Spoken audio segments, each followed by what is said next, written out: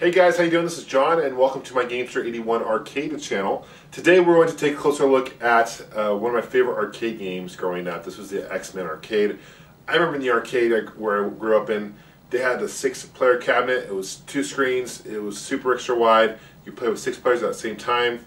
It was a beat 'em up by Konami. It was awesome, and I was really stoked to hear that Konami recently released a downloadable content game for both the PlayStation Network and Xbox Live. I'm going to show you that version. You can play online. It's pretty awesome. So let's take a closer look at the game. Thanks for watching, guys. Here we are with X-Men. I'm playing this on Xbox Live, which was released on December 15th. It goes for 800 Microsoft points, or you can also get it for $10 on the PSN Network. I'm really excited that Konami decided to release this game for downloadable content. The arcade came out in February of 1992. There's different variations of the arcade. You have a 2-player up to a 6-player arcade cab. The 6-player has actually a dual monitor, which is really cool. It's the one I used to grow up playing when I was younger. Not many gamers know this, but the story and plot of the arcade game is based on the 1989 X-Men cartoon debut pilot, and that was called Pride of the X-Men. Here we are with the main menu screen. You've got online options. We'll do a custom match. It's really cool. People can jump in and jump off anytime they want. You can play up to 6 players at one time. Here's the player select screen. You got 6 players to choose from. You got Cyclops, Storm, Nightcrawler, Colossus, Dazzler, and Wolverine. The 6 players you can choose from. This is a little bit different than the arcades. They updated graphics here a little bit, at least as far as the drawing goes. Start off with the intro here. There's Magneto. He's your main enemy in the game you're supposed to fight. The X-Men arcade is your standard beat 'em up classic arcade game. There are 7 levels in this game, and there's tons of enemies. And the more players you have playing at one time, the more enemies are going to appear. The more difficult the game gets, the enemies will have more power, and so the difficulty increases. So right now it's just me playing, so there's only a few players or a few enemies on one screen. I decided to start the game with Storm. She's number 8 of the top 25 X-Men of all time, and she made her debut in 1975 in the X-Men comic book Giant X-Men issue number 1. Her special mutant ability is to manipulate the weather conditions around her and use it as a weapon as choice. There are 3 buttons you use in this game for controls. You have your punch, your kick, and then you also have a jump button. And there's a 3rd button you use for your special power there. I did just through a tornado. Each mutant you use has a different special ability. Here we have Cyclops, who joined me. He has a laser beam as a special control as well. Here is the first enemy we're facing, Pyro. He's actually born in Sydney, debuted in 1981 in the X-Men comic books, and his special mutant ability is to manipulate fire. He cannot produce it himself, but he has a flame jetpack that creates a fire, and once he gets a fire around him, he can then manipulate it. There we go, we destroyed him. I really enjoy Cyclops as a playable character as well. He's one of the original X-Men that Stan Lee created in the first X-Men comic.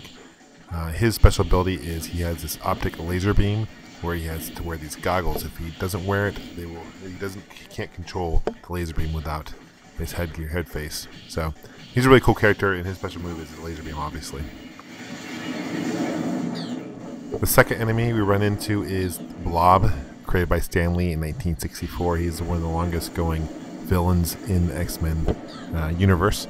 And his special ability is he has this pliable mass, or this fat, where he's just super big and he's a super strength. He actually was also in X-Men Wolverine Origins movie. If you've ever seen that movie, he's in there as well as a villain. Now that we have destroyed him, Professor X is using his telepathic mind ability to communicate with us, and he's been captured by Magneto, so that's one of the reasons, the plot of the story, you have to save him from Magneto and his villains.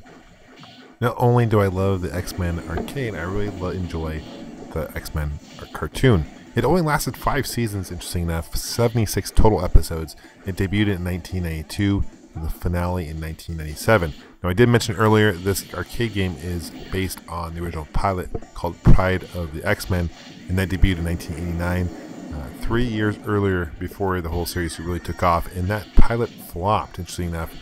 Fortunately, it was picked back up on airs, and it was a very successful cartoon back in the day. For me, the cartoon really sparked the interest in the X-Men universe. It got me into collecting the comic books, collecting the playing cards as well by Flair, and obviously playing this arcade growing up. The next boss is Wendigo. He is a character that introduced actually through the Incredible Hulk comics line series in 1973. Wendigo is actually more of a curse than it is a particular person. It was a curse in northern Canada that people would get, and they make him turn into a super strength, kind of a hairy character. On the next stage, I am joined by Dazzler as well. And Dazzler is actually an interesting comic book character from the X-Men series because she was introduced in 1980 through kind of a combination through Casablanca Records and Marvel. And what she can do is she can take sound vibrations and turn into beams of light and energy. So she actually is more kind of associated with music in the series. She looks totally different in the TV show than she did in the comic books. But she is probably the weakest character, to be honest with you. I don't particularly like playing with her because she doesn't have a good strong attack and she gets hurt fairly easily. The boss that we're fighting here is Nimrod. He's from the alternate universe and was introduced in 1985. He's a Centennial with super strength, and he's came back from the alternate universe to destroy the X-Men. But in this case, we destroyed him. At the end of each stage, you get kind of a really cheesy story in between each stage, and really terrible voiceovers. In this situation, we saved someone, and here it is. Love the animation drawing here. This is your next stage. You be careful not to fall in those pits. Now, to me, Konami really did a great job with these type of beat 'em up side-scrolling games. I mean, they were popular with the Teenage Mutant Ninja Turtles series. You got Simpsons. You got obviously the X-Men. A lot of people argue that Capcom had better beat 'em ups with Final Fight, etc., so forth. But to me, back in the 90s, Konami was really the company that beat for beat 'em up games. Throughout the game, it will keep track of how many enemies you defeat. And once you die, you have an option. You can actually continue and keep your character, or you can let the continues run out and you can change your character. But be warned, once you change your character, your enemy count will go to 0. So here I am switching another character. Now, 2 other people join me from Xbox Live, so it's pretty cool. People can hop in and out, just like the arcade games, I suppose. Here I am being Colossus. Colossus is probably the most powerful character he can be. He has the weakest superpower, though, which is that energy burst. Now, it is more frequent. Now, each character has about 3 to 5 energy bursts they can use, or powers that they can use. In Colossus's case, he has about 4 or 5. It's nice for short-range attacks, but unfortunately, it takes away the least energy. Now, Colossus was introduced in Marvel Universe in 1995. His mutant power is he has a metallic body that can shield him, and the super strength as well. The character I'm actually playing with next to me is Nightcrawler. He's kind of the black-looking, animal-looking guy. He was introduced in the same comic book as Storm, actually, in 1975. And his mutant power is to teleport and transport, and there you can see it. He can zoom across and destroy multiple people at one time. He has a really cool power because he can hit so many people at one time, whereas in Colossus, for example, he can only do a short-range attack. As we continue on closer to Magneto, all the final bosses come back, and you have to defeat them once again. And there's the White Queen I just defeated. Now, White Queen, she's also known as Emma Frost, and her special ability is telepathy. And she was introduced in the Marvel Universe in 1980. You'll also notice a boss that I didn't mention earlier as Juggernaut, which I just destroyed. And his alter ego is Kane Marco. And what he did, he found a gem, and he created super strength, so he could actually destroy mountains. So he was super powerful. And he was introduced to the Marvel Universe in 1965. Here is Magneto, at least what you think is Magneto. He actually turns out to be Mystique. And Mystique, she has the ability to transform into anyone she wants. And that's pretty cool. So she's probably one of my favorite mutants you can be, because that's a pretty cool ability to have. To defeat this imposter Magneto, Professor X comes out and he says, "Oh, it's Mystique. You've got to continue on to defeat Magneto."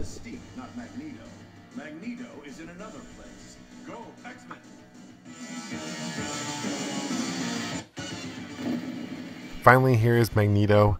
He was introduced in 1963 by Stan Lee. His mutant ability is to control anything that is magnetic. He can kind of manipulate that in some sense. So overall, guys, this is a really fun beat 'em up game. A lot more fun playing with 6 players. The ending is kind of a disappointment. It's just this thing blows up and it says it's not over yet and you have to start all over again. Thanks for watching, guys. I will have another video up shortly. Happy gaming. Take care.